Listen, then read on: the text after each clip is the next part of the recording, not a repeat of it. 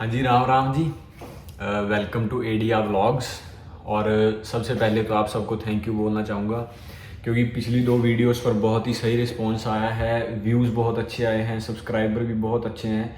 फ़िलहाल के लिए बहुत ही सही मतलब चल रहा है चैनल, क्योंकि जिस हिसाब से नया चैनल था तो उस हिसाब से बहुत ही सही प्रोग्रेस है। इसके लिए आप सबका थैंक यू। और आज की वीडियो का मैं बता दूं, आज की वीडियो होगी कि आपको ऐसे कौन से 7 काम करने चाहिए आते ही जब आप लैंड हो। तो वो कौन से 7 काम हैं जो कि बहुत ही इम्पोर्टेंट हैं, जिससे आपको फ्यूचर में कोई भी प्रॉब्लम ना फेस करनी पड़े। और उससे वो बताने से पहले मैं जस्ट आप लोगों को एक छोटी सी क्लिप दिखाना चाहूँगा कि कनाडा में रोड्स का क्या सिस्टम है, कि कैसे क्रॉस करना है रोड्स को। तो वो जस्ट मेरे मन में था कि मैं डाल दूं, तो इसलिए थोड़ी सी मैंने क्लिप बनाई है और वो आप देख लेना। उसके बाद हम करते हैं अपना स्टेप्स शुरू कि क्या क्या आपको करना चाहिए, क्या क्या नहीं करना चाहिए। फिर मिलता हूँ मैं आपसे आगे वीडियो में। तो यहाँ पे रोड्स का क्रॉस करने का मैं बताऊँ क्या सिस्टम है। यहाँ पे एक पोल होता है, उस पर एक बटन होता है, तो बस वो आपको प्रेस करना है। जैसे ही आप उस बटन को प्रेस करोगे तो आपको लाइक वहाँ पे सामने सिग्नल आ जाएगा कि अब आप क्रॉस कर सकते हो। और जिस टाइम आप क्रॉस कर रहे हो, किसी भी गाड़ी की हिम्मत नहीं होगी कि वो आगे आए। जैसे इंडिया का मैं बताऊं कि इंडिया में हमें बताया जाता है कि राइट लेफ्ट दोनों साइड देख के क्रॉस करो, लेकिन यहाँ पे जैसे ही आपको सिग्नल आ गया तो आप आराम से जा सकते हो, क्रॉस करते हो, फ़ोन चलाते हो, कोई चक्कर नहीं है। तो अब बढ़ते हैं अपनी मेन टॉपिक की तरफ, जो है वीडियो का, जो कि है स्टेप्स। तो मैं बताता हूँ आपको स्टेप्स के बारे में। चलिए।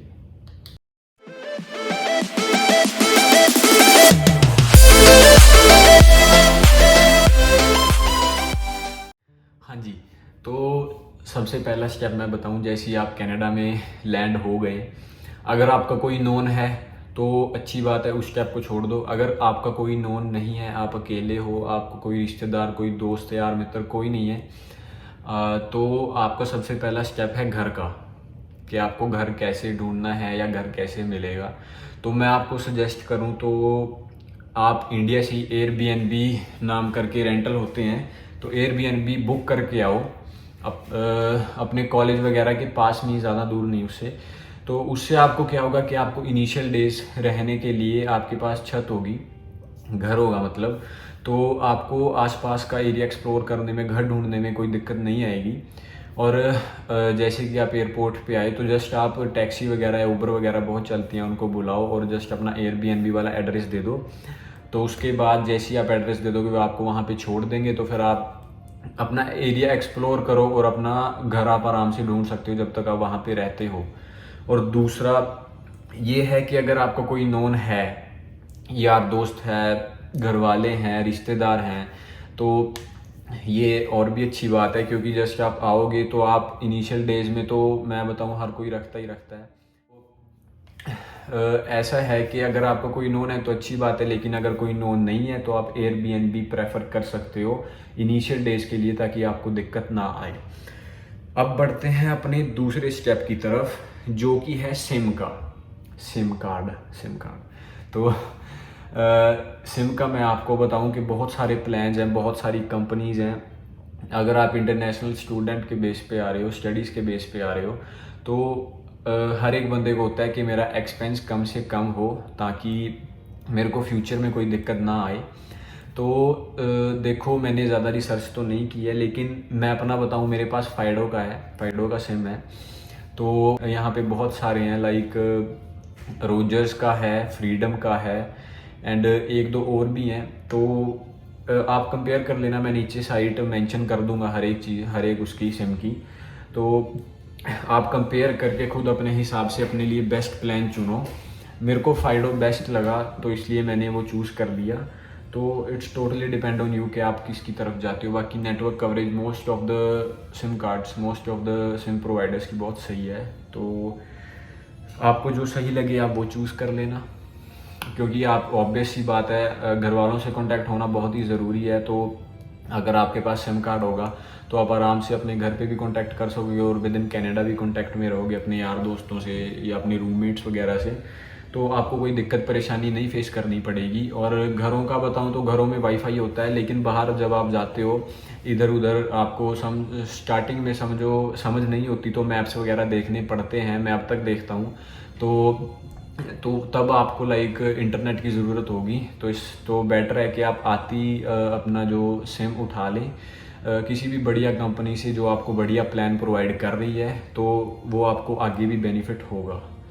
तो अब बढ़ते हैं अपने तीसरे स्टेप की तरफ। सबसे पहला है अपना घर, दूसरा है सिम, अब बढ़ते हैं तीसरे स्टेप की तरफ। तो अब अपना अगला स्टेप है, जो कि तीसरा स्टेप है, वो है प्रेस्टो कार्ड। मेरे हिसाब से ये मेन है, क्योंकि देखो आपको ट्रैवल करना है और अगर आप अकेले आ रहे हो, आपका कोई रिश्तेदार वगैरह नहीं है, तो ऑब्वियसली आप बसेस से ही ट्रैवल करोगे, पैदल कितना चल लोगे। तो इससे अच्छा है कि आप प्रेस्टो कार्ड, तो सबसे बेस्ट है कि आप प्रेस्टो कार्ड लेके आएँ, प्रेस्टो कार्ड बनवा लें अपना।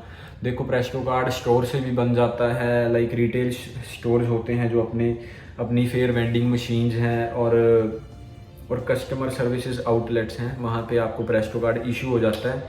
आप उसमें फंड्स लोड कर सकते हो थ्रू ऐप, जो कि एप्पल वालों पे भी, मतलब iOS में भी अवेलेबल है और एंड्रॉयड में भी अवेलेबल है। तो वो आपको हेल्प करेगा लाइक बसेस से ट्रैवल करने में। जब भी आप बस में लाइक चढ़ोगे तो साइड में, हाँ राइट साइड में एक लाइक आई डोंट नो उसको क्या बोलते हैं, लेकिन एक मेरे हिसाब से मीटर सा होता है, तो आपको जस्ट वहाँ पे अपना कार्ड टैप करना है। तो wait let me show you my card कि वो कार्ड दिखता कैसा है। हाँ जी, तो ये है वो कार्ड, इसको बोलते हैं प्रेस्टो कार्ड। और इसकी दूसरी साइड पे आपका कार्ड नंबर वगैरह लिखा होता है, तो उसको आप जस्ट ऐप में डालो, वो अपने आप आइडेंटिफाई कर लेगा और फिर आप इसमें फ़ंड लोड कर सकते हो ऐप के थ्रू। तो ये है अपना तीसरा स्टेप। सबसे पहला है घर का, दूसरा है सिम का, तीसरा है अपना प्रेस्टो का। अब चौथा जो स्टेप आता है वो आता है सिन नंबर का।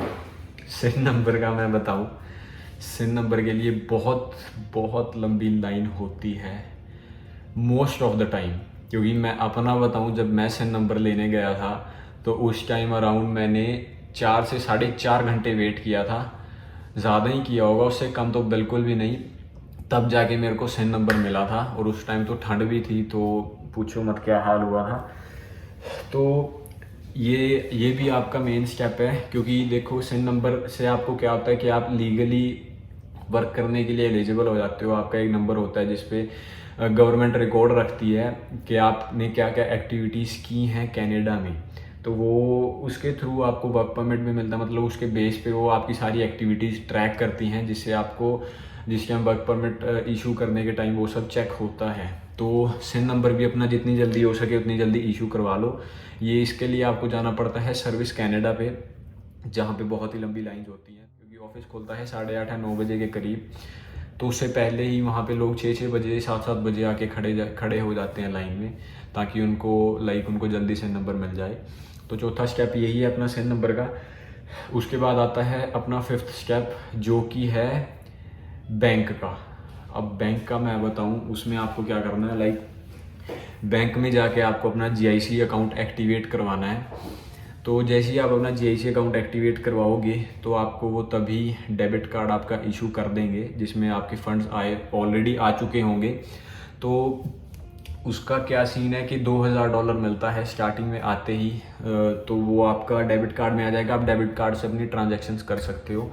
मेरा CIBC बैंक है, और स्कोशिया का भी मेरे को लगता है जहाँ तक सेम ही सीन है, क्योंकि आपको जस्ट जाके अपना अकाउंट एक्टिवेट करवाना है। लेकिन कई बोलते हैं कि अपॉइंटमेंट्स की ज़रूरत होती है, तो मैं दो ब्रांचेस में गया था। एक में गया तो उन्होंने बोला कि अपॉइंटमेंट आपको लेनी पड़ेगी, तो मैंने वहाँ पे अपॉइंटमेंट ले ली कि अगर बाकी ब्रांचेस में वॉक इन सीधा जाके उन्होंने अकाउंट ओपन कर दिया तो सही है, वरना मेरे पास अपॉइंटमेंट तो है ही। तो मैं अगले 1-2 दिन बाद फिर मैं दूसरे बैंक की ब्रांच में गया, मतलब दूसरी ब्रांच में गया। तो वहाँ पे उन्होंने जस्ट, मैं गया तो उन्होंने कोई अपॉइंटमेंट वगैरह नहीं मांगा, उन्होंने जस्ट मेरा अकाउंट एक्टिवेट कर दिया। Like I was there at the end movement और क्लोजिंग टाइम से आधे घंटे पहले ही पहुँचा था मैं। बड़ी ही मतलब मेहनत मुशक्क़त के बाद उन्होंने मेरा अकाउंट एक्टिवेट करवा दिया, क्योंकि वहाँ पे किसी के पास भी टाइम नहीं था। एक इंडियन लेडी थी वहाँ पे, तो उन्होंने मेरी हेल्प की। उन्होंने तभी मेरा लाइक उनकी मीटिंग थी after half an hour with the client, so उन्होंने तभी मेरा फटाफट प्रोसेस किया आधे घंटे के अंदर अंदर, और मुझे मेरा डेबिट कार्ड दिया, मेरा क्रेडिट कार्ड का फॉर्म वगैरह फिल करवाया। तो वहाँ पे मेरा प्रोसेस हो गया। तो ये आता है आपका 5th स्टेप। तो ये मैं आपको बार बार आपके स्टेप्स याद करवा रहा हूँ। तो सबसे पहला हो गया अपना घर, दूसरा हो गया अपना सिम, तीसरा हो गया अपना प्रेस्टो का, और चौथा हो गया सिम का, और ये पांचवा है जो कि है GIC का। आपको अपनी GIC एक्टिवेट करवानी है। तो अब आते हैं अगले स्टेप पे जो कि है 6th। तो ये एक तरह से मेन इसको बोला जा सकता है। मेरे लिए मेन था। आप लोगों को भी मैं सजेस्ट करूँगा कि आप ये काम जितनी जल्दी हो सके उतनी जल्दी कर लो। ये है जीवन टेस्ट, जीवन ड्राइव टेस्ट होता है। उसमें लाइक आपको सिग्नल्स वगैरह एंड सिचुएशंस वगैरह आती हैं टेस्ट में, और इसकी फ़ीस होती है लाइक $170 समथिंग। तो मैं अपना बताऊं, मैंने आते ही लाइक एक फर्स्ट वीक के अंदर ही, कहने का मतलब है कि मैंने अपना जीवन दे दिया था एंड क्लियर कर लिया था फर्स्ट ईयर अटेम्प्ट में। बहुत ही लाइक डरे होते हैं बच्चे के हमसे ये ना पूछ ले, हमसे वो ना, हमें ये क्वेश्चन ना आ जाए, इस सिचुएशन में क्या करना है। जस्ट दो घंटे बहुत है मेरे हिसाब से, 2 या 3 घंटे आप उस PDF को आराम से पढ़ लो बैठ के जीवन की, और उसमें जो आपके सिग्नल्स वगैरह हैं, साइंस हैं और सिचुएशंस हैं, उनको आप एक बार अगर देख भी लोगे तब भी आपको इजीली याद हो जाएंगे। तो इतना कुछ घबराने वाली बात नहीं है। और अगर आपका नहीं भी होता है तो आप वहीं पे दोबारा ट्राई कर सकते हो, अपना दोबारा टेस्ट दे सकते हो। तो ये मेरे हिसाब से इम्पोर्टेंट स्टेप था, क्योंकि जितनी जल्दी आप अपना जीवन दोगे उतनी जल्दी ही आपका कनाडा में एक्सपीरियंस बनना शुरू होगा। और ये एक तरह से कनाडा की ID का काम करता है। अब अगर आप कनाडा आए हो, न्यू कमर हो, तो आपके पास कोई ID नहीं है, आपके पास जस्ट अपना पासपोर्ट है। तो आप पासपोर्ट को हर जगह उठा के घूमने से तो रहे, तो इससे अच्छा है कि आप अपना जीवन दो और आपके पास लाइसेंस आ जाएगा, तो वो आपकी एक तरह से कनाडा की ID होगी। अब आता है अपना 7th स्टेप फाइनल, जो कि है ये है ग्रॉसरी का। मैं मेन तो नहीं मानूंगा, लेकिन इसको पीछे भी लाइक बाकी स्टेप्स में भी नहीं गिना जा सकता। ग्रॉसरी का मेन इसलिए है क्योंकि देखो, अगर आप किसी के पास भी आ रहे हो तो भी आप 2 से 4 दिन रह लोगे मैक्स टू मैक्स। और अगर किसी के पास नहीं भी आ रहे हो तो आप Airbnb में भी रहोगे, तो आपको खाने के लिए तो कुछ चाहिए ही, क्योंकि food is the basic necessity. तो जैसे ही आप आप ग्रोसरी ज़रूर करोगे, क्योंकि यार मजबूरी ही है, करनी पड़ेगी। खाना हर एक चाहता है कि मेरे को खाना मिले। तो ये मेरा 7th स्टेप है, इसलिए मैंने इसको सबसे लास्ट में रखा है। क्योंकि जो बंदा किसी के पास आता है तो वो वहाँ से 5-7 दिन काम चला लेता है, लेकिन आपको अपनी ग्रोसरी, जब आप नए घर में शिफ्ट भी हो रहे हो तो आपको अपनी ग्रोसरी करनी पड़ेगी। तो उसका मैं आपको खर्चा बताऊँ, मैक्स टू मैक्स पर पर्सन का मैं अपने हिसाब से बताऊँ, जितना मैंने अब तक ख़रीदा है, मैक्स टू मैक्स आपका 150 या 100 या 150, बस इससे ऊपर आपकी ग्रोसरी नहीं होती। क्योंकि मैंने इतना सामान ख़रीदा था, और मोस्ट ऑफ द सामान मेरा 1 टाइम यूज़ था। जैसे कि मैं टेबल लेके आया था, और भी बहुत सारा सामान था, लॉन्ड्री बैग था। तो ये बस एक बार लेके ये बाद में काम आने वाला सामान है। लेकिन जो खाने पीने का सामान है, अपना ग्रोसरी वगैरह का, ये मेरे हिसाब से $100 में एक बंदे का आराम से सर जाता है। और अगर मंथ का लगाए तो मैक्स टू मैक्स 150, बस इससे ऊपर मेरे को नहीं लगता कि जाती है ग्रोसरी पर पर्सन। बट बाकी आपकी कैपेसिटी के हिसाब से है, आप कितना खाते हैं या जो भी है, मतलब हर एक बंदे की अलग होती है भाई। तो इसलिए बाकी यही लास्ट स्टेप मैं आपको बताना चाहूँगा। बोनस लगा लो या कुछ लगा लो, आप अपने रिज्यूमे वगैरह इंडिया में बना के, इंडिया में ही प्रिंट करवा के लाएं उसकी कम से कम 30 से 40 कॉपी ईजीली। क्योंकि यहाँ पे जब आप जॉब ढूंढोगे तो आपके पास most of the time mail में होगा रिज्यूमे, और मेल यहाँ पे मैं जैसे आउटलेट्स में गया था तो वो जस्ट हार्ड कॉपी मांगते हैं। तो ये आपके लिए बेटर है कि आप इंडिया में ही अपना अच्छा सा रिज्यूमे तैयार कर लें, और आप वहीं से प्रिंट आउट करवा के लिए आएँ, ताकि यहाँ पे आपको एक्सपेंस ना करना पड़े फालतू। तो यही 7 स्टेप्स थे और एक रिज्यूमे वाला था, तो 7 ही लगा लो। तो ये जो आपको जो भी बंदा आता है तो उसको ये करने पड़ते हैं, क्योंकि ये मेन स्टेप्स हैं यार। देखो, आप घर नहीं ढूंढोगे तो रहोगे कहाँ? सिम नहीं लोगे तो घर पे बात कैसे करोगे? अपने दोस्तों से या रूममेट से कांटेक्ट कैसे करोगे? ठीक है, अगर आप प्रेस्टो नहीं लोगे तो पैदल कितना ही चल लोगे? एक टाइम तो ऐसा आएगा कि बंदा थक जाता है। तो अब प्रेस्टो भी इम्पोर्टेंट है, ठीक है। उसके बाद अपना सिन नंबर तो most of the most important है, तो उसको तो भूलना ही मत। और रही बात इसके बाद वाले स्टेप की, जो है GIC, तो GIC अगर आपको नहीं मिलेगी तो आप खर्चा कहाँ से करोगे पहले महीने का? अब ऐसे तो है नहीं कि आप वहाँ से आए और आपको जॉब डायरेक्ट लग गई। तो कईयों के लग भी जाती है, लक की बात है, लेकिन फिर भी GIC तो आपको चाहिए ही चाहिए। और इसके बाद आगे है जीवन ड्राइविंग टेस्ट। ये आपकी अपनी मर्ज़ी, आप जब देना चाहो तब दे दो। आपको लगता है कि मैं 2-4 महीने रुक के दूं तो आप 2-4 महीने रुक के दे दो, टोटली डिपेंड ऑन यू। क्योंकि मैं इसलिए सजेस्ट कर रहा हूँ ये जल्दी देने, क्योंकि आपका एक्सपीरियंस बनना स्टार्ट हो जाता है। और अगर आपका इंडिया में ही 2 साल का एक्सपीरियंस है तो आप अपना DL एक्सट्रैक्ट लेके आएँ, ताकि यहाँ पे आपको हेल्प हो जाए। वही आपका जो गैप पीरियड है वो बहुत ही कम हो जाता है, तो आप G2 भी दे सकते हो साथ ही साथ। और ग्रोसरी का ये है, ग्रोसरी तो समझ यार, खाना तो सबको चाहिए ही चाहिए, तो इसीलिए मैंने ग्रोसरी को भी 7वें स्टेप में रखा है। तो यही था आज की वीडियो में, और अगर वीडियो पसंद आई हो तो लाइक कर देना एंड शेयर भी कर देना अपने घर वालों के साथ, परिवार के साथ। जो भी आपका यार मित्र कनाडा में आने वाला है, या जिसकी फ़्लाइट बुक हो चुकी है, जिसका वीज़ा आ गया है, तो उसको शेयर कर देना। उसको भी हेल्प हो जाएगी कि क्या क्या स्टेप्स उसको फॉलो करने हैं या क्या क्या मेन काम है। और सब्सक्राइब, मेन थिंग, कर देना सब्सक्राइब भी। लाइक मैं देख रहा हूँ कि मेरी 80% ऑफ द व्यूअर्स ऐसे ही जा रहे हैं वीडियो देख के, तो कर देना सब्सक्राइब यार। ऐसे बस ऐसे ही करना है, ऐसे और नोटिफिकेशन बेल भी ऑन कर लेना, आपको ही हेल्प होगी। तो फिलहाल आज की वीडियो में बस इतना ही, और मैं मिलता हूँ आप लोगों से अगली वीडियो में। अगली वीडियो में सोच रहा हूँ ग्रोसरी की करूँ, तो जाएंगे अब 1-2 दिन बाद ग्रोसरी करने, तो वहाँ पे ज़रूर वीडियो शूट करूँगा और आप लोगों के लिए लेके आऊँगा जल्दी ही जल्दी। तो इस वीडियो पे लाइक वगैरह, कमेंट वगैरह कर देना। कोई भी डाउट हो किसी भी स्टेप के बारे में, कमेंट, यार मैं बताऊँ, कमेंट कर देना, लेकिन एक से ज़्यादा मत करना। अगर ज़्यादा डाउट हो तो इंस्टाग्राम पे मैसेज कर लिया करो, क्योंकि कमेंट्स पूरे भर जाते हैं।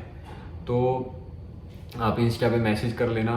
और फ़िलहाल के लिए इतना ही। मैं मिलता हूँ आप लोगों से अगली वीडियो में। Till then tata bye bye. आप सब लोग अपना ख्याल रखिए और जल्दी से जल्दी अपनी तैयारी करके कनाडा आइए।